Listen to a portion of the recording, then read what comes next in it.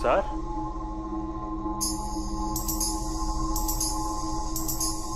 रुखसार,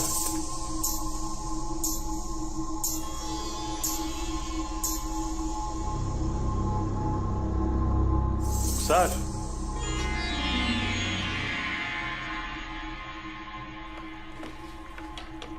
रुखसार,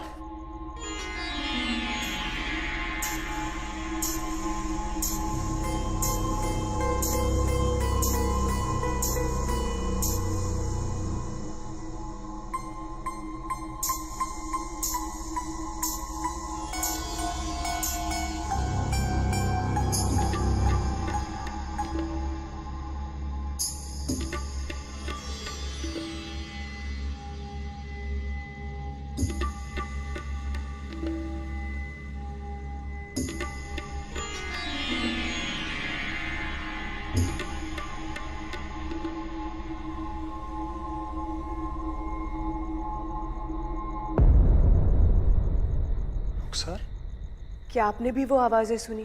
आप यहाँ? तो वो घुंघरू की आवाज, हमें लगा कि आप प्रैक्टिस कर रही हैं।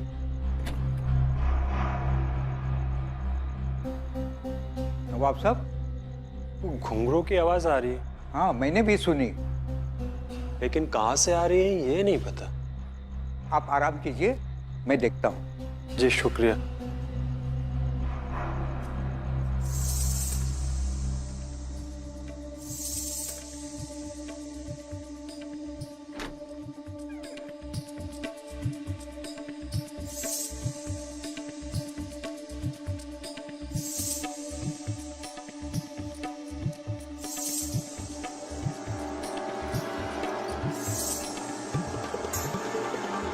कौन है? अंदर कैसे घुस आई?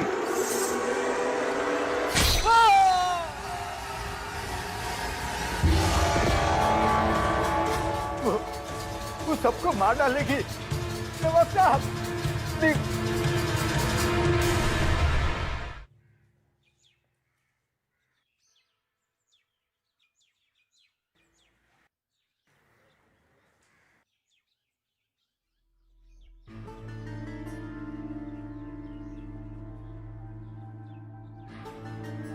नसीबा महल, चलो।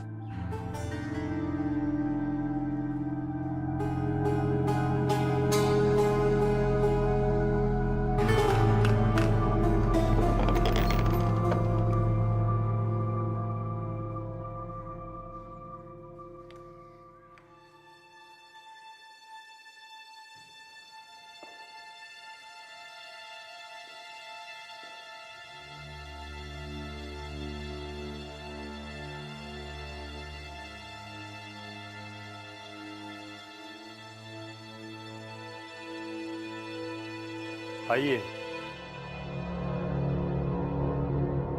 शफीक अली,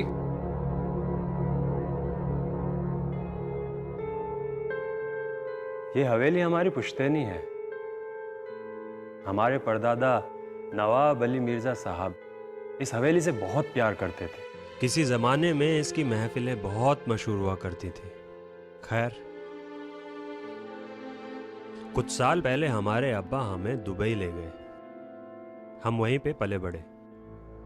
हमारा निकाह भी रुखसार के साथ में वहीं हुआ और हमारा बेटा आदिल, वो भी वहीं की पैदाइश है। हमारी बेगम और हम अक्सर इंडिया आने की बातें करते थे।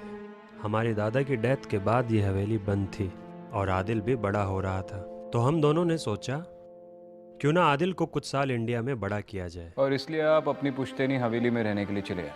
जी, इनफैक्ट हम नवाब हैं और हम यहाँ आना भी चाहते थे। इस हवेली को सड़ने से बचाना चाहते थे। लेकिन जिस रोज हम यहाँ आए उस रात को कुछ अजीब सी चीजें हुई। यहाँ सेंट्रल हॉल से कोई घुंघरू की आवाज सुनाई दी। उधर क्या हुआ है ये देखने के लिए हमारा चौकीदार वहां गया तो उसका कत्ल हो गया। हम सब लोग बहुत परेशान हैं। लोग कहानियां बना रहे हैं और इस शहर के सभी लोग बातें कर रहे हैं कि इस हवेली में कोई बुरा साया है। हमारी बेगम एक पल भी यहाँ रहना नहीं चाहती। आप प्लीज दोनों इस मिस्ट्री को सॉल्व कीजिए। लेकिन एक सच्चाई हम आपको बताना चाहते हैं कि हमें पुलिस वालों से कोई उम्मीद नहीं है। कल रात को हमने उन्हें फोन किया तो उन लोगों ने यहाँ आने से साफ इनकार कर दिया।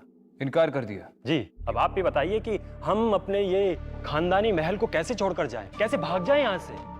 उन्होंने कोई वजह बताई यहाँ पे आने से इनकार करने की? विक्रांत जी, अगर वजह पता होती तो हम बता देते आपको। ठीक है शफीक साहब, आप चिंता मत कीजिए, अब हम आ गए तो इस मसले का हल जरूर निकालेंगे।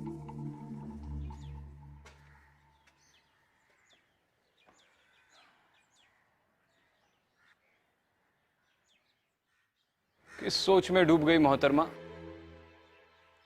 सोचने वाली बात है। 50 साल से ये हवेली सिर्फ इसलिए बंद पड़ी थी क्योंकि लोगों को लगता है कि यहाँ पे आत्माएं रहती है। पहले इंसानों पे शक करें, आत्माएं तो पिछले 50 सालों से यहाँ पर रह ही रही है, वो कहीं नहीं जाएंगे। शायद कोई इस हवेली पे अपना कब्जा जमाने के लिए ये डर फैला रहा है। वैसे भी ये लोग अचानक दुबई से आकर यहाँ पर बस गए। मुझे लगता है मुझे नवाब की फैमिली से बात करनी चाहिए, स्पेशली उसके बच्चे से। शायद वो कुछ जानता है। अकेली फैमिली है, डरी हुई है, बातचीत कर लो। थोड़ी देर तुम उनके साथ रहोगी तो उन्हें महफूज फील होगा। मैं पुलिस स्टेशन जा रहा हूं, कोई लीड मिलेगा तो कॉल करना।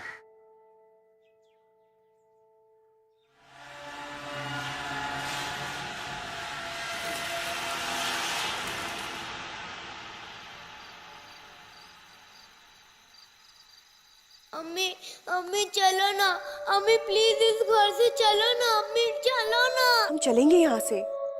आप अभी अब्बू के पास जाइए, हमें इनसे बात करनी है। हम आते हैं। प्लीज चलो ना अम्मी, यहाँ पर अजीब अजीब आवाजें आती हैं और हम यहाँ पर एक पल भी नहीं रुकेंगे। कैसी आवाजें बेटा, और कहाँ से आती है? पता नहीं, पर आवाजें आती हैं।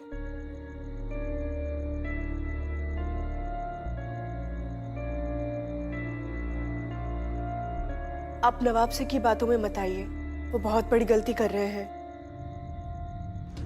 इस हवेली में कुछ है, कोई है, बस हम यहाँ रहना नहीं चाहते। हम इन्हें छोड़ के आते।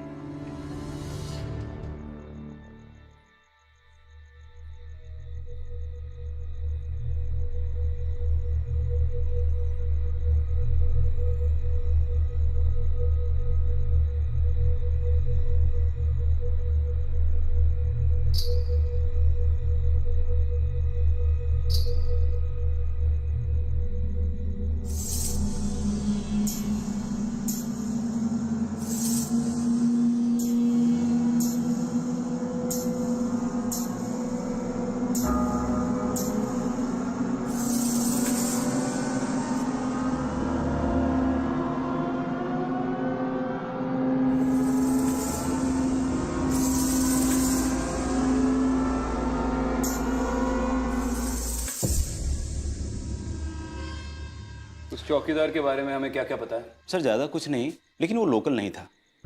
मेरठ से आया था नौकरी ढूंढने। अभी 10 दिन पहले उसे नौकरी पे रखा गया था। अफवाहें सुनकर वह डर गया था, इसलिए रात में हवेली नहीं जाता था। लेकिन नवाब साहब के आने के बाद उसे पहरा देने के लिए हवेली जाना पड़ा, और सर उसी रात उसकी मौत हो गई। इसके पहले के 2 खून भी रजिस्टर हुए थे ना, वो भी इसी तरह हुए थे? सर सब पर चाकू से वार हुआ था।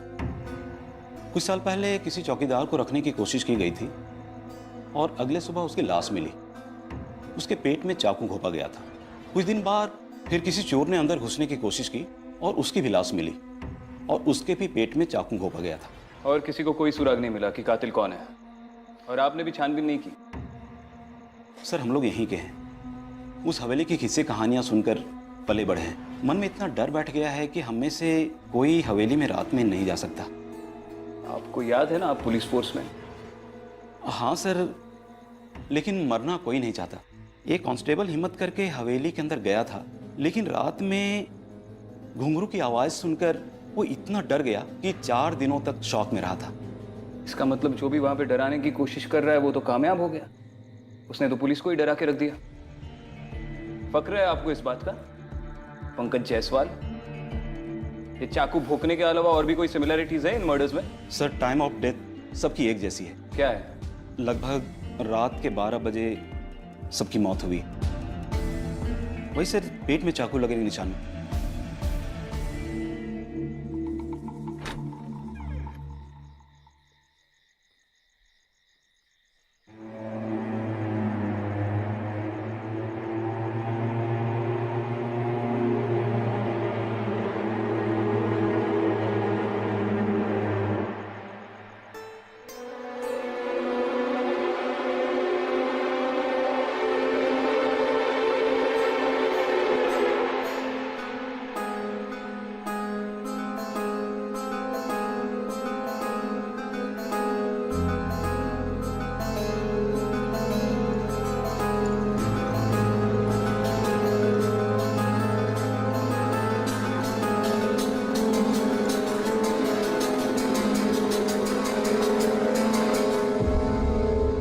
डरो मत, मैं ही हूं।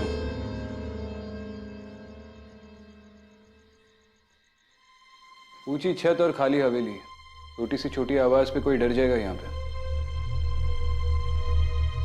शायद इसी बात का कोई फायदा उठा रहा है बहुत सालों से।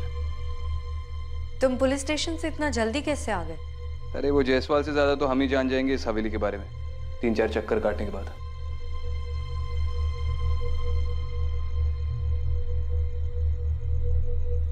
तबला और सारंगी को देख के लग रहा है कि इन्हें आज भी कोई इस्तेमाल करता है।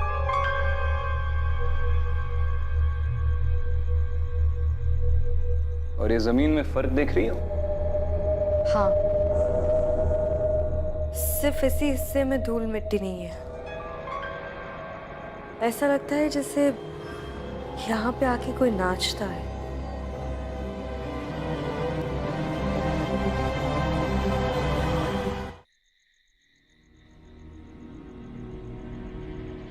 शफीक जी, आज रात को हम आपके हवेली के बाहर ही रुकेंगे।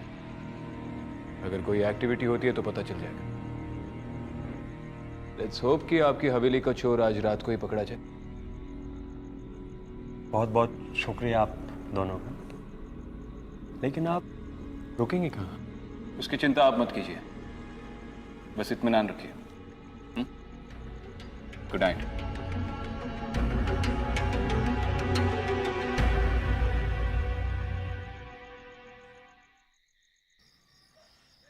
तो क्या लगता है तुम्हें, इन सब के पीछे कौन होगा? कोई इंसान या? पता नहीं, लेकिन आज रात को पता चल ही जाएगा। 12 बजने वाले, अभी तक तो कोई अंदर गया नहीं, तो अंदर चलकर इंतजार करते हैं।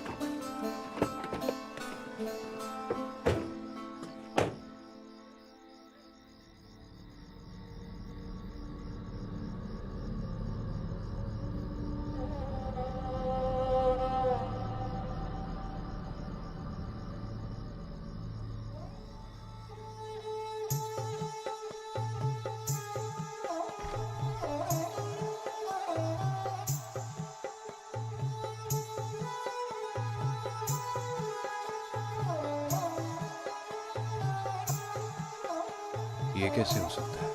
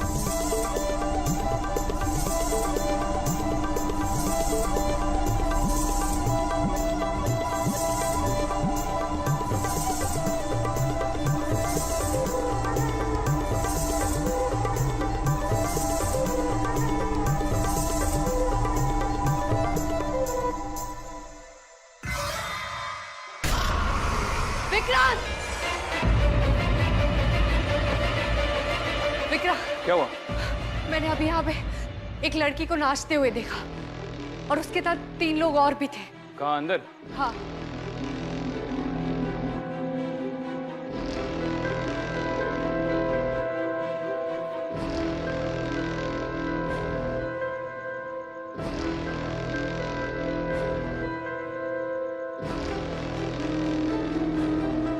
अंदर तो कोई भी नहीं है और इतनी जल्दी तो कोई छुप भी नहीं सकता। विक्रांत वो इंसान नहीं थे, वो आत्माएं थी।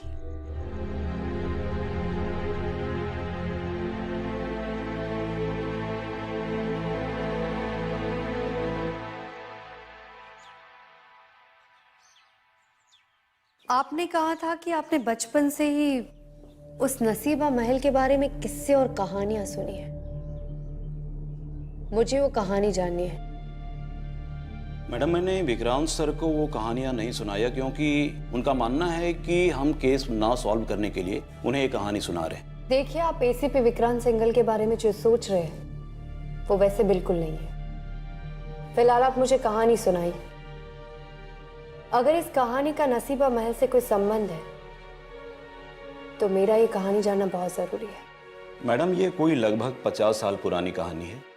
हमारे नवाब साहब के दादाजी अली मिर्जा साहब यहाँ के नवाब हुआ करते थे और उन्हें इश्क हो गया था नसीबा बानो से। ये नसीबा महल आज जो नवाब साहब की कोठी है, एक ज़माने में वो कोठा था जिसमें नसीबा बानो नाचा करती थी। अरे मैं तुमसे ये पूछ रहा हूँ कि आज की तारीख में तुमने उस कोठी के आसपास कुछ अजीब होते हुए देखा है? 50 साल पहले की बात नहीं कर रहा हूँ मैं। आज वहाँ जो कुछ भी अजीब हो रहा है उसका ताल्लुकात तो 50 साल पहले से है जनाब। नवाब साहब को नसीबा बानो से इश्क हो गया था। नवाब साहब नसीबा से निकाह नहीं कर सकते थे क्योंकि वो तबायब थी, लेकिन नसीबा ने ठान ली थी कि वो उनकी बेगम बन के रहेगी, चाहे दूसरी ही सही। लेकिन नवाब साहब ने साहब कह दिया कि कोठे की तवायफ उनकी बेगम नहीं बन सकती और वो वहां से चले गए। बाद में नसीबा, वो नाचने गाने वाली, वो गुस्से में आकर अपने ही कोठे पे रहने वाले 3 लोग, एक कोठी के आपा, दूसरे तबल जी और तीसरे वो सारंगी वाले, उन तीनों को चाकू से मार दिया और वहां से भाग गई। फिर कहते हैं कि नसीबा चुड़ैल बनकर लौट आई उसी हवेली में और आज भी लोगों को बेरहमी से मारती है।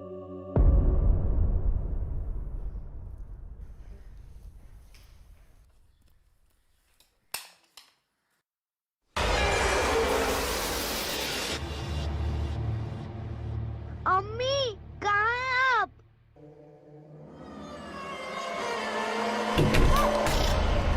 दरवाजा खोलो।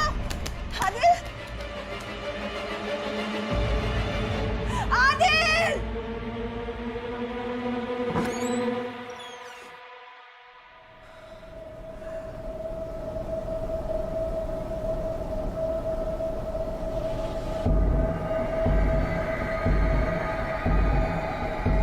आदिल, आदिल।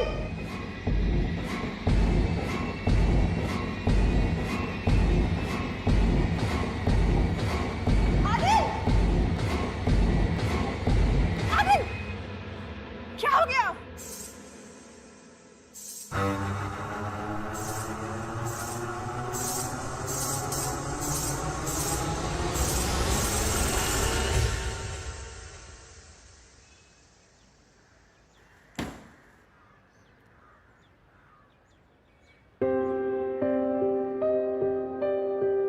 शफीक भाई, आप हवेली छोड़कर जा रहे हैं? हाँ, वो बेगम और आदिल की सेहत के लिए एटलीस्ट कुछ समय के लिए तो जाना ही पड़ेगा। देखिए शफीक भाई, मेरी शहर में बहुत से लोगों से बात हुई, सिर्फ डरावने किस्से और कहानियां सुनने को मिली, सारी अफवाहें। देखिए, उन आवाज़ों को हमने अपने कानों से सुना है। हमारी बेगम और आदिल ने बहुत कुछ सहा है और उस चौकीदार को भी अपनी आंखों से मरते हुए देखा है। एटलीस्ट उसे एक वहम कहकर हमारी तौहीन तो मत कीजिए। बिल्कुल नहीं, मेरा वो मतलब नहीं था। देखिए, मैं मानता हूँ कि आपने चीज़ें देखी है और आवाज़ें सुनी है, उस पर कोई शक नहीं है मुझे, पर शायद कोई चाहता हूँ कि आप ये आवाज़ें सुने और चीज़ें देखें। आपको किसी पर भी शक है जो शायद इस हवेली पर अपना हक जमाने की कोशिश कर रहा हो, या चाहता हो कि आप इस हवेली में ना रहें? देखिए, कोई भी बिल्डर इसके बीच में नहीं पड़ सकता, क्योंकि कुछ साल पहले मैंने खुद इस हवेली को बेचने की काफी कोशिश की है, लेकिन किसी भी बिल्डर ने इसके पास तक आने से इनकार कर दिया था। कोई फैमिली मेंबर इंडिया में? हाँ, हमारा एक चचेरा भाई है, अब्दुल्ला। हम तीनों के अलावा हमारे खानदान में बस वही एक बाकी है।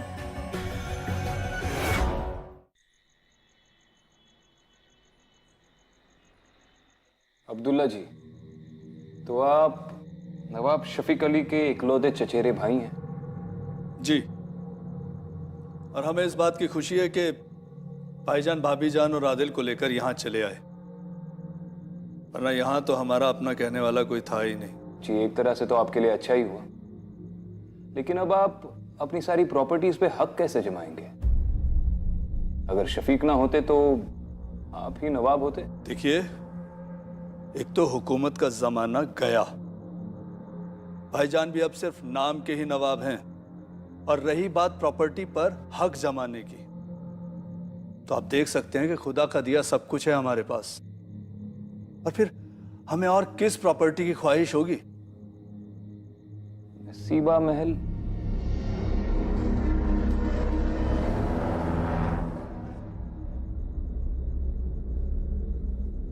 देखिए, उस हवेली से हम कोसों दूर रहते हैं। जिस घर पर पहले से ही चुड़ैल का साया हो, भला कोई उसकी ख्वाहिश क्यों करेगा? आप हमें अकल से पैदल समझते हैं क्या? बिल्कुल नहीं।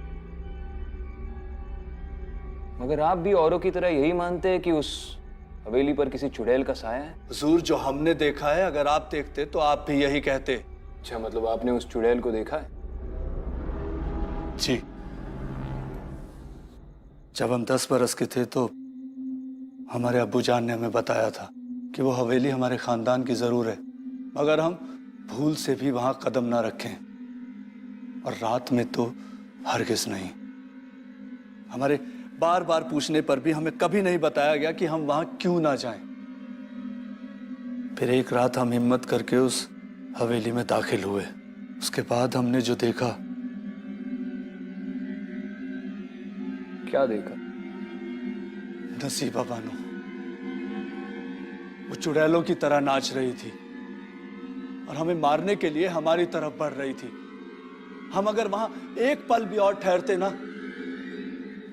तो हम जिंदा ना बचते।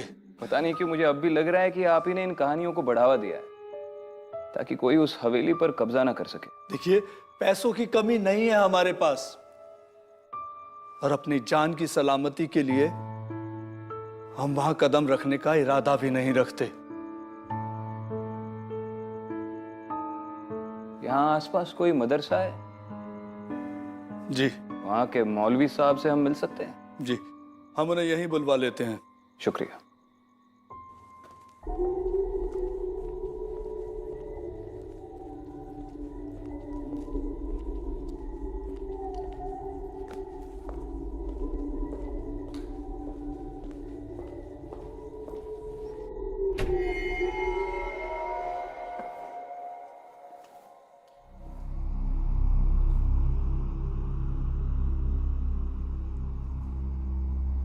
मिस्टर शफीक,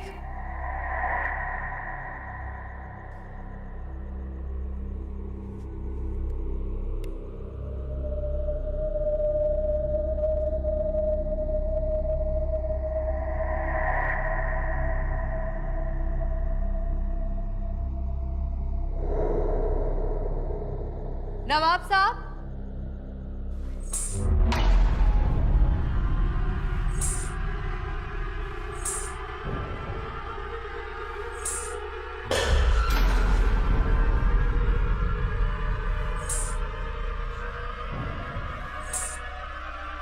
कौन हो तुम? क्या चाहती हो तुम?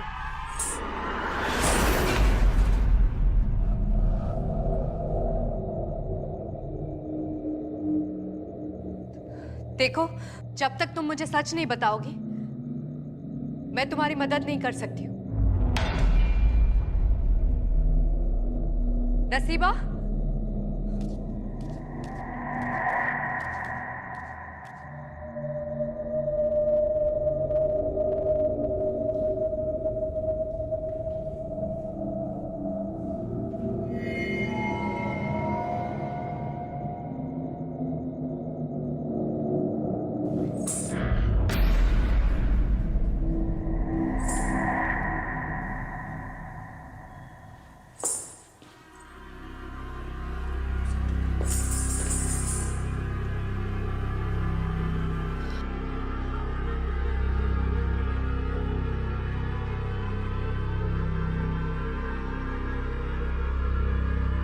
देखो, मैं तुम्हारी मदद कर सकती हूँ। बताओ क्या चाहती हो तुम?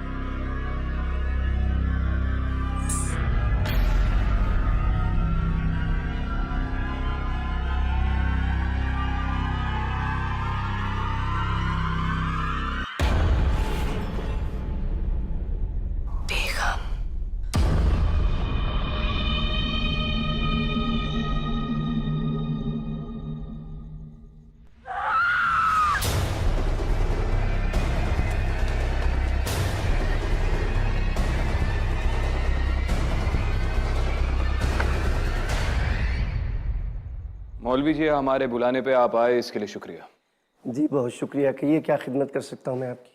जी, मैंने शहर में बहुत से लोगों से नसीबा बानो के बारे में किस्से सुने, लेकिन वो सब लोग तो वही बोल रहे हैं जो वो सालों से सुनते आ रहे हैं। कम से कम आप तो हकीकत जानते होंगे कि 50 साल पहले क्या हुआ था। देखिए, अगर लोग कह रहे हैं कि नवाब साहब को नसीबा से इश्क हो गया था तो बेशक ये सच है, और अगर वो ये कहते हैं कि नसीबा को भी नवाब साहब से मोहब्बत हो गई थी तो बेशक ये भी सच है। अरे भाई, भरी महफिल में नवाब साहब ने अपनी शाही अंगूठी नसीबा को पहनाई थी और ऐलान किया था कि वो उससे निकाह करने वाले हैं। नसीबा फूले नहीं समा रही थी, वो कहती फिरती थी कि नवाब साहब मेरे होने वाले शोहर हैं। हाँ, मगर लोग तो कहते हैं कि ये सब अफवाहें हैं, ये सब बकवास है। नसीबा तो यहां तक लोगों से कहती थी कि मैं छोटी बेगम बनने वाली हूं, मैं छोटी बेगम हूं, और इसीलिए नवाब साहब ने उस महल का नाम नसीबा महल रखा था। लेकिन अगर वो इतनी खुश थी तो 3 लोगों को मारकर फरार क्यों हो गई?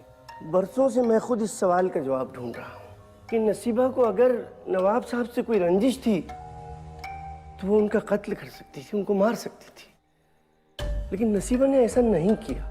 मगर बदकिस्मती की बात यह है कि साल भर के अंदर अंदर इस वाक़े के बाद नवाब साहब का इंतकाल हो गया।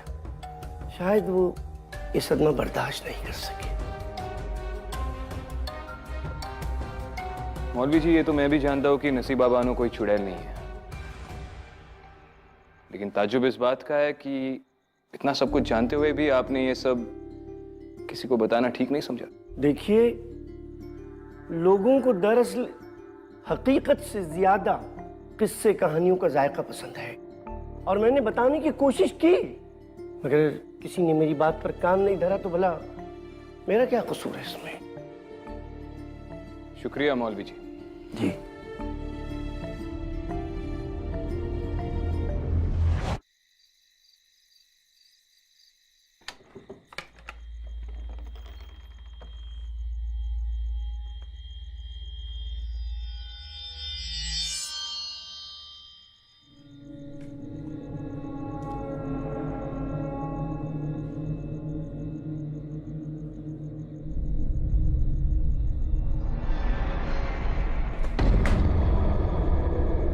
रुखसा, तुम यहाँ पे क्या कर रही हो? हम आदिल की दवाइयाँ लेने आए थे और हमें चोट लग गई।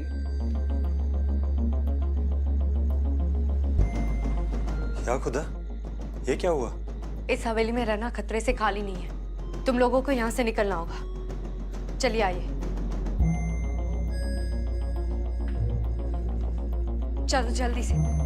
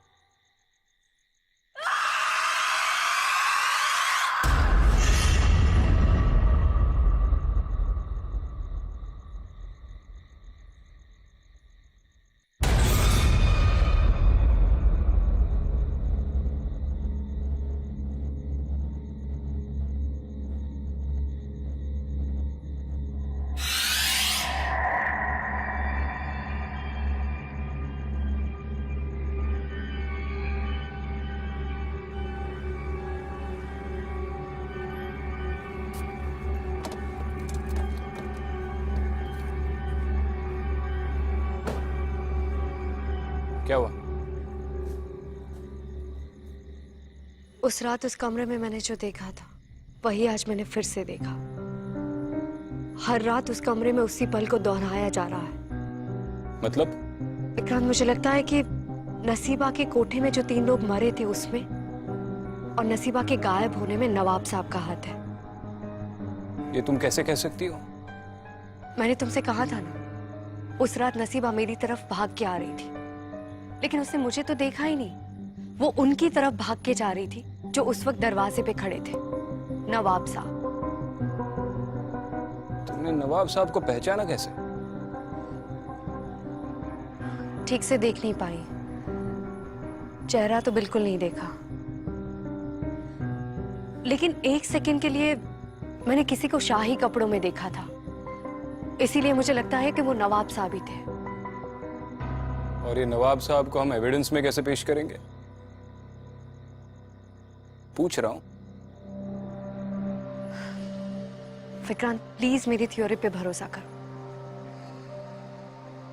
मजाक कर रहा हूं। मुझे वापस हवेली में जाना होगा।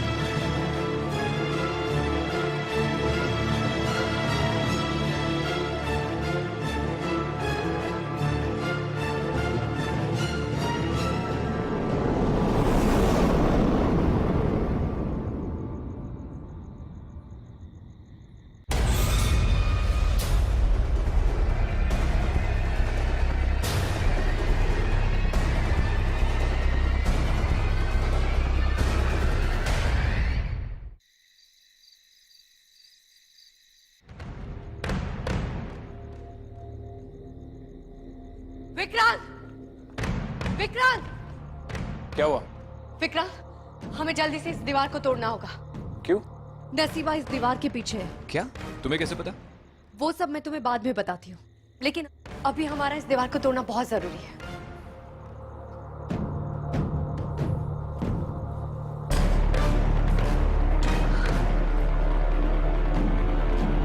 पीछे हटो।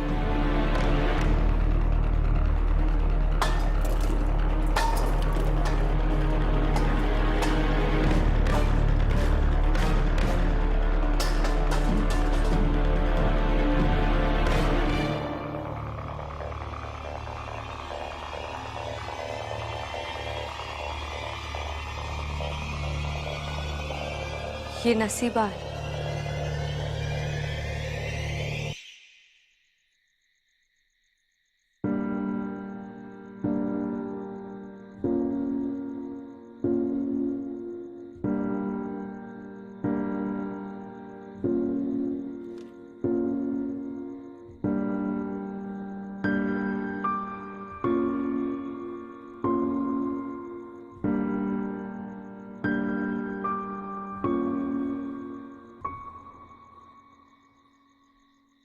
नसीबा के उस कंकाल को हवेली के पीछे क्यों दफनाया आपने? और आपको कैसे यकीन है कि वो कंकाल नसीबा का ही था? नसीबा कभी भागी नहीं थी। वो नवाब साहब से मोहब्बत करती थी और उनसे निकाह करना चाहती थी। नवाब साहब भी इस बात के लिए राजी थे, लेकिन उनकी बेगम ने ऐसा होने नहीं दिया। पता नहीं आप लोगों को सुन के कैसा लगेगा, लेकिन नसीबा की मौत के पीछे बेगम साहिबा का हाथ था। ये सब आप कैसे जानती हैं? आप हमारे खानदान के बारे में बात कर रही हैं। हम इतना बड़ा इल्जाम कैसे मान लें? आपके पास क्या सबूत है? मैं जानती हूँ अपनी फैमिली के बारे में इस तरह की बात सुनना आसान नहीं है, लेकिन ये बात सच है। बेगम साहिबा ने ही नसीबा को इस दीवार के पीछे चुनवाया था। मिस्टर शफीक, आपने हमें जिस काम के लिए बुलाया था वो हो गया है। अब आप चाहे तो इस घर में रह सकते हैं या कहीं और। आपकी रिक्वेस्ट पे हम आपको 1 महीने के लिए पुलिस प्रोटेक्शन दे सकते हैं, जस्ट टू बी श्योर। और जहां तक अदिति ने जो कहा है उसका सवाल है, तो वो भले ही आपके सामने कोई सबूत ना पेश कर पाए, लेकिन ऐसे मामलों में उसका तजुर्बा हमारी सोच और समझ से कई बढ़कर है।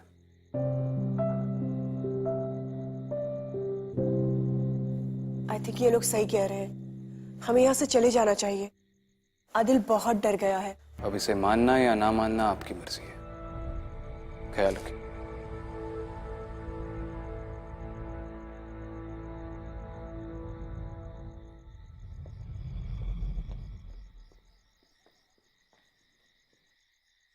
Thank you. क्या कहा तुमने? मैंने ठीक से सुना नहीं। Thank you. किस बात के लिए? अंदर तुमने मेरी इतनी तारीफ शो की। तारीफ सिर्फ नाम के लिए नहीं की अदिति, जो भी कहा सच कहा। तुम्ही ने ये पता लगाया कि नसीबा को बेगम ने मारा था, और तुमने ये भी पता लगाया कि नसीबा एग्जैक्टली किस दीवार के पीछे चुनवाई गई थी। अब जब सभी काम तुमने किया है तो क्रेडिट तो बनता है। आई जस्ट होप कि शफीक ने हमारी बातों पे यकीन कर लिया हो। खैर, सुरेश सर का कॉल आ रहा है, चलो निकलते।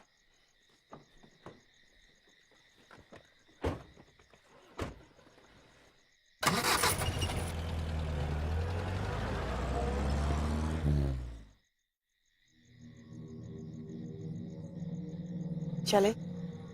आदिल अंदर कार में सो चुके हैं।